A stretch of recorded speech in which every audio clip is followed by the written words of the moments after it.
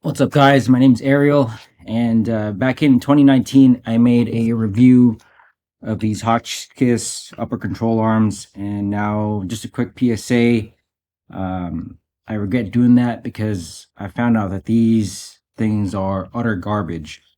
The reason being is one of my customers, Hunter, brought his CUDA over to test fit this 295 tire to see how big a tire that we can fit on his car. He had a set of these installed and they hit this wheel when we mounted it on there. The hexes, what happens is these hex adjustments, they hit the wheel when the wheels are turned locked out, fully left or right. The, the front hex here, if this is mounted onto the car, the front hex here fouls with the wheel, the inner wheel barrel, and that's a no-go. So I called Hotchkiss about the this issue, and they basically told me that these control arms only work with a 10-inch wheel or narrower. And for our application here at Rylispro Productions, that's not going to work because we only use wide wheels, 10.5-inch or wider, 10.5 by 18s, to fit 315 tires, like here on the Cuda here. It has a 10.5, 315 tire all around as well, and that just won't work with utilizing these particular upper control arms, these A arms. I called Hotchkiss and they said that they stopped making the original arms. The original design never had these hex adjustments, and those were what's installed on the CUDA right now. I wholeheartedly recommended these at that time when I made this unboxing video back in 2019, solely for the fact that I had a great experience with the CUDA. I assumed, and that's where I made a mistake, that I assumed that Hotchkiss did their research and fit wide wheels, but apparently they didn't. So the Challenger, the Emax Challenger, the yellow Challenger, that's completely famous, beautiful car by the way, only uses a 9-inch wheel with a 275 tire, as I understand it. I'm not sure about the offset, but that car apparently uses these. But like I said, it's a 9-inch wheel which will fit a 275, and it clears this setup. But any wider, it'll foul it. So for us, that doesn't work. It's the point of buying such parts like these, like performance parts, are it should give you an advantage over the other guy or the other, or over stock at least.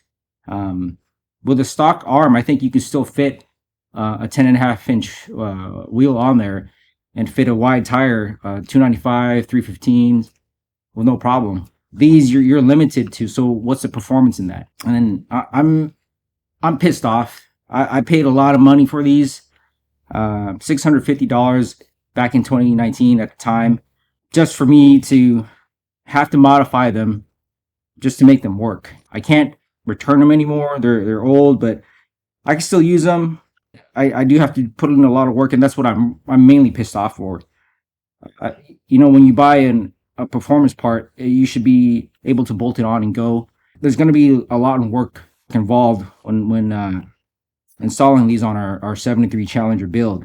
I know it's a little too late for a lot of you guys who've already bought these, like Hunter.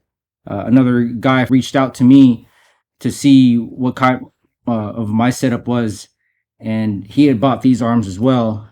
Luckily, he had the older set, and I told him about my findings with Hunter's car, and he eventually just threw his old original design of the Hotchkiss arms back onto his car, and that worked out for him. But he's still out of money. Buying these new arms were pretty much useless for actual performance tracking or road racing or anything like that. Those applications that'll benefit for a wider tire, these are utterly useless. So I have to cut and re-weld these hexes off, at least the front ones. I know that'll foul for sure. Or this is the front orientation, actually. I'll have to cut this one off. It'll ruin the finish and all that, but it's going to be a lot of work involved. Luckily, I have a cold saw to be able to do the job, but I have to figure out how to mount it down, bolt it all down solid so it doesn't shift when the saw is cutting it. So it's going to be a lot of work and pain in the ass. And like I said, these cost me a lot of money at the time, and now I think they're over $900 now. So and that's if you buy them individually. With the kits, they come in. They also come in Hotchkis kits 80110 for the B-body cars, 80111 for the Challengers, and 80112 for the Cudas. They come in those kits as well. So I can't recommend these parts anymore from Hotchkiss, to be honest with you. Completely honest with you. And I love Hotchkiss. Don't get me wrong. I all their parts are on the Cuda, and they work fine for me. The old design, it worked beautifully. But this design, when I called the tech guy at Hotchkiss, he was cool. He said that they redesigned these about quite a while ago, like 6 years ago, just because a lot of people were calling in to find out how to make adjustments for camber. The thing is, with the Cuda, I set the camber on these hind joints once, and I never touched it again. So I don't really buy that, because I've never had to touch the hind joint adjustment, and it's not that hard to disassemble these and throw them back on. So you just take off the hind joints here, and then you adjust your camber settings, and you set it and forget it, basically. So I don't buy that. I mean, they should have tested these. They should have tested these with a wheel that's wider than 9-inch, but apparently they didn't, because they assumed that no one would really road race their cars and use a wider wheel than a 9-inch wheel, because they assumed that everybody would just use a 275. The reality is you can get a really wide tire like a 315, and I've proved that. And a lot of people have reached out to me to ask what my setup is, and now I can't recommend Hotchkiss anymore. So I really feel bad for those who've watched my video back in 2019, me going on and on all about Hotchkiss and how great they are, only to find out that they never really tested their product for wider wheels. This, like I said, this is just a down and dirty public service announcement, because I feel bad for all those who bought these parts from my unboxing. So this is just a way for me to make amends. But right, so I think these hexes were just a marketing scheme. I mean, there's no other way it benefits us Mopar guys who road race our cars, who go on the track and just drive them hard. Really, these will benefit the guys who go to the car shows or mild street stuff. But those guys that actually go and track their cars, there's no benefit for them. It doesn't benefit our applications, because we run wider than 9-inch wheels, 10.5 and higher. So it's not gonna do us any good.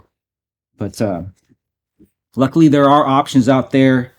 There's different upper control arms from Dr. Diff, SPC, QA1, Ritex. Even Summit Racing has a set that's made in USA. I've never actually tested those, so I can't really recommend them, but at least they're A arms, like they're actual A's, because you need the A shape. These, I consider them like M arms or W arms, or whatever your orientation is. But these aren't A arms. These aren't upper control A arms. For the A shape, with these things locked off, these hexes locked off, that's the only way it'll fit a wide wheel up front, and without these hexes, it won't foul, and you'll have plenty of clearance. So, this is just me ranting. I'm not happy with these, that I purchased these. I'm gonna make them work. I have the capability to cut and weld how I need them to be, to basically revert them back to the older style. I have the capability to do that, but not everybody does. Hunter would have to remove his arms off, take him to a shop and do it, and it's a pain in the ass. It's just and why. He paid a lot of good money for a quality product, and that's not, he doesn't deserve that. And anybody else who were big believers in Hotchkis products, they shouldn't have to do that. That's not what a performance part should be, to have to remodify back to the old version to make it all work. It's I don't buy it. So, um, but I'll detail that process in the future. I'll have to bolt it onto my cold saw and make sure it cuts at a 45-degree angle, cuts the hex off at a 45-degree angle to make as much clearance as possible. There's a close-up of the CUDA's upper A arms with the old design, and then you'll see that there's how much clearance or how little clearance there is for the wheel to rotate. And you can see with the older design, it doesn't hit anywhere, and that's how it works. So I'm gonna modify these arms, and I'll make them work, because I paid, like I said, $650 for these, and I'm gonna have to make them work. But I can't recommend these for anybody to buy anymore. For anyone who's seriously thinking about using their Mopars, their B&E bodies on the road course, I don't recommend these at all. Which is funny, because even the A body upper A arms, they don't have these adjustments, just for the B&E body guys. And I don't know. I'd like to talk to the engineer who thought this was a great idea. Please give me a call. Contact me somehow. Rylispro@gmail.com is our email, or comment on this YouTube video or whatnot. Just if you had a good reason why you guys modify the good design to these pieces of shit, to be honest with you. Yeah, please contact me. I'd like to pick your brain about that. Yeah, I still have to buy a 5/8 nut and bolt, 5/8 fine thread nut and bolt to modify these with, because I'm not going to reuse the Heim joints. I don't want to damage them. But like I said, I'll make another video when I do all that. But yeah, in the meantime, don't buy these pieces of crap. They're not going to work for your application. If you really want wide wheels, I said that again, but I can't recommend them anymore. So, but that's it for us. We're Rylispro Productions. Catch you guys later.